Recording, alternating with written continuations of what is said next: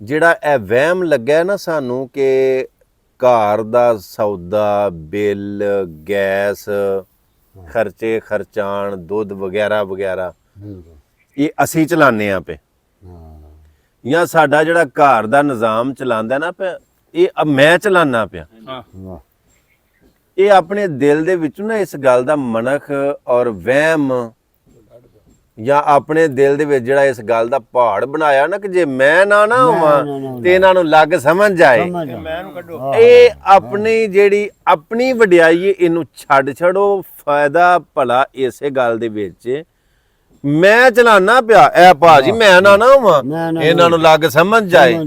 ਐਸੇ ਗੱਲ ਨੇ ਮਾਰ ਪਵਾਣੀ ਹੁੰਦੀ ਇਹ ਜਿਹੜੀ ਮੈਂ ਆਉਂਦੀ ਕਿ ਮੈਂ ਨਾ ਹੋਵਾਂ ਤੇ ਇਹ ਇੰਨੇ ਜੋਗੇ ਹੈ ਹੀ ਨਹੀਂ ਯਾਨੀ ਮੈਂ ਨਿਜ਼ਾਮ ਚਲਾਨਾ ਪਿਆ ਨਾ ਨਾ ਨਾ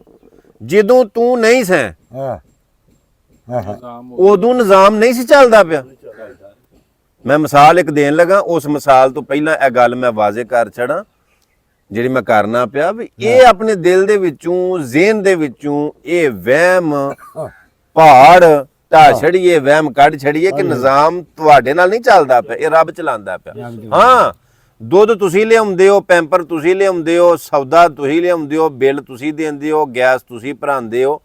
ਇਹ ਤੁਹਾਨੂੰ ਰੱਬ ਦੀ ਜ਼ਾਤ ਨੇ ਅੱਗੇ ਜ਼ਿੰਮੇਵਾਰੀ ਦਿੱਤੀ ਚਲਾਉਂਦਾ ਲੈ ਪਿਆ ਯਾਨੀ ਤੁਹਾਨੂੰ ਵਸੀਲਾ ਅੱਗੇ ਬਣਾਏ ਆ ਮੋਹਰਾ ਤੁਹਾਨੂੰ ਬਣਾਏ ਆ ਨਿਜ਼ਾਮ ਰੱਬ ਚਲਾਉਂਦਾ ਪਿਆ ਤੁਸੀਂ ਨਾ ਵੀ ਹੋਵੋ ਤੇ ਭੁੱਖਿਆਂ ਦੂਜਿਆਂ ਨਹੀਂ ਜੇ ਮਰਨਾ ਚੱਲਦਾ ਰਹਿਣਾ ਕੋਈ ਬੰਦਾ ਫੈਕਟਰੀ ਕੰਮ ਲੱਗਾ ਸੀ ਉਹਦੀ ਤਨਖਾਹ ਸੀ ਉਸਮਾਨ ਬਾਈ 25000 ਉਹਨੂੰ ਇੱਕ ਦਿਨ ਫੋਰਮੈਨ ਨੇ ਜਾਂ ਮਾਲਕ ਨੇ ਬੁਲਾ ਲਿਆ ਤੇ ਉਹਨੇ ਆਖਿਆ ਉਹ ਰਾਹ ਗੱਲ ਸੁਣ ਉਹ ਗਿਆ ਉਹਨੇ ਆਖਿਆ ਜੀ ਸਰ ਉਹਨੇ ਆਖਿਆ ਅੱਗੋਂ ਤੇਰੀ ਤਨਖਾਹ ਵੇ 30000 ਉਹਨੇ ਆਖਿਆ ਠੀਕ ਹੈ ਜੀ ਉਹ ਬੰਦਾ ਉੱਠਿਆ ਉਹਦੇ ਕੋਲੋਂ ਜਾ ਕੇ ਫਿਰ ਕੰਮ ਲੱਗ ਪਿਆ ਉਹ ਬੜਾ ਹੈਰਾਨ ਹੋਇਆ ਵੀ ਇਹਦੇ ਬਗੈਰ ਆਖਣ ਤੋਂ ਮੈਂ ਇਹਦੀ ਤਨਖਾਹ 5000 ਰੁਪਇਆ ਵਧਾਈਏ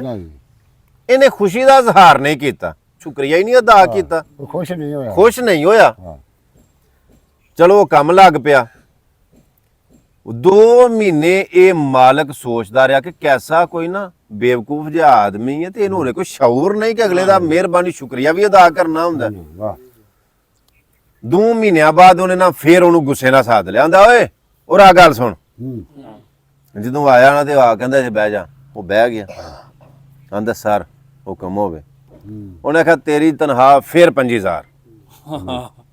ਆਂਦਾ ਠੀਕ ਹੈ ਜੀ ਠੀਕ ਹੈ ਇੰਨੀ ਗੱਲ ਕਰਕੇ ਉੱਠ ਕੇ ਟੁਰ ਗਿਆ ਉਹ ਜਦੋਂ ਉੱਥੇ ਗਿਆ ਨਾ ਤੇ ਇਹਨੇ ਤੀਜੀ ਵਾਰੀ ਫੇਰ ਮਾਜ਼ ਮਾਰੀ ਇਹਨੇ ਆਖਿਆ ਉਹ ਆ ਗੱਲ ਸੁਣ ਉਹ ਆ ਕੇ ਬਹਿ ਗਿਆ ਆਂਦਾ ਸਰ ਆਂਦਾ ਤੇਰਾ ਦਿਮਾਗ ਤੇ ਠੀਕ ਹੈ ਆਂਦਾ ਸਰ ਹੁਕਮ ਕਰੋ ਮੈਂ ਕਿਹੜੀ ਗਲਤੀ ਕੀਤੀ ਉਹਨੇ ਆਖਿਆ ਤੇਰੇ ਬਗੈਰ ਆਖਣ ਤੂੰ ਤਨਖਾਹ 25000 ਤੂੰ 30000 ਕੀਤੀ ਹੈ ਤੂੰ ਸ਼ੁਕਰੀਆ ਅਦਾ ਨਹੀਂ ਕੀਤਾ ਤੂੰ ਖੁਸ਼ ਨਹੀਂ ਹੋਇਆ ਹੁਣ ਤੇਰੀ ਤਨਖਾਹ 30000 ਤੂੰ ਫੇਰ 25000 ਕਰ ਛੜੀ ਹੈ ਤੂੰ ਫੇਰ ਨਾ ਪਰੇਸ਼ਾਨ ਹੋਇਆ ਨਾ ਆਗੂ ਤੂੰ ਇਹ ਗੱਲ ਕੋਈ ਕੀਤੀ ਤੂੰ ਕੈਸਾ ਬੰਦਾ ਨੂੰ ਤੇ ਆਖਣ ਲੱਗਾ ਸਰ ਜੀ ਤੁਹਾਨੂੰ ਇੱਕ ਗੱਲ ਦੱਸਾਂ ਆਂਦਾ ਦੱਸ ਗੱਲ ਕੀ ਹੈ ਉਹਨੇ ਆਖਿਆ ਸਰ ਜੀ ਜਿੱਦਣ ਤੂੰ ਮੇਰੀ ਤਨਖਾਹ ਬਗੈਰ ਆਖਣ ਤੂੰ 25000 ਤੂੰ 30000 ਕੀਤੀ ਸੀ ਨਾ ਉਦੋਂ 2 ਦਿਨ ਪਹਿਲਾਂ ਅੱਲਾ ਨੇ ਮੈਨੂੰ ਧੀ ਦਿੱਤੀ ਸੀ ਤੇ ਮੈਂ ਹੈਰਾਨ ਇਸ ਗੱਲੇ ਨਹੀਂ ਸਾਂ ਹੋਇਆ ਬਈ ਇਹ ਜਿਹੜਾ 5000 ਵਧਿਆ ਨਾ ਉਹਦਿਆਂ ਮੁਕੱਦਰਾਂ ਨੂੰ ਤੁਸੀਂ ਮੇਰੀ ਤਨਖਾਹ ਵਧਾਈ ਉਹਦਾ ਰਿਜ਼ਕ ਵਧਿਆ ਤੇ ਉਹਨੇ ਆਖਿਆ ਹੁਣ ਕੀ ਉਹਨੇ ਆਖਿਆ ਹੁਣ 4 ਦਿਨ ਹੋਏ ਨੇ ਮੇਰੀ ਮਾਂ ਫੌਤ ਹੋ ਗਈ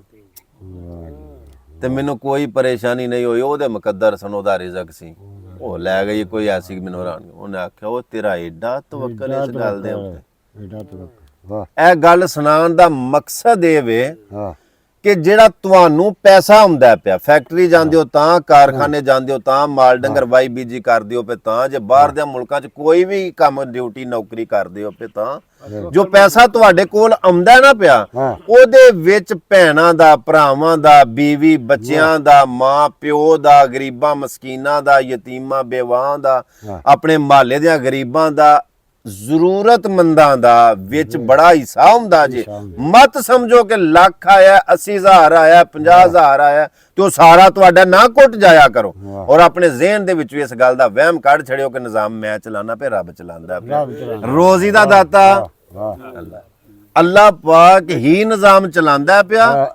ਉਹ ਹੀ ਚਲਾਉਂਦਾ ਰਿਹਾ ਉਹਨੇ ਹੀ ਚਲਾਉਂਦਿਆਂ ਰਹਿਣਾ, ਕਿਉਂਕਿ ਹਰ ਚੀਜ਼ ਦਾ ਮਾਲਕ ਉਹ ਆਪ ਮਾਲਕ। ਲਾਮ ਲੱਗ ਆਖੇ ਆਖਣ ਵਾਲਿਆਂ ਦੇ ਮਗਰ ਮਗਰ ਟੁਰਨਾ ਗਾਮ ਗਾਮ ਚੰਗਾ। ਹਾਂ ਮੈਂ ਆਖਾਂ ਮੈਂ ਤੇ ਕੁਝ ਵੀ ਨਹੀਂ, ਤੂੰ ਤੇ ਤੇਰਾ ਏ ਨਾਮ ਚੰਗਾ। ਨਾਮ ਚੰਗਾ ਕਰਕੇ ਅੱਜ ਨਾਜੀਆਂ ਰਹਿਣ ਨਾਲੋਂ ਆਹ ਘਰ ਬੈਠਣਾ ਨਾਲ ਆਰਾਮ। ਆਰਾਮ ਚੰਗਾ। ਵਾਹ ਚੰਗਾ ਹੀ ਸੋਚ ਲਾਲ ਜਹਾਨ ਅੰਦਰ ਹੋਵੇ ਆਖਰੀ ਜਿਹਦਾ ਅੰਜਾਮ ਚੰਗਾ। ਓਏ ਆਖਰੀ ਜਿਹਦਾ ਅੰਜਾਮ ਚੰਗਾ।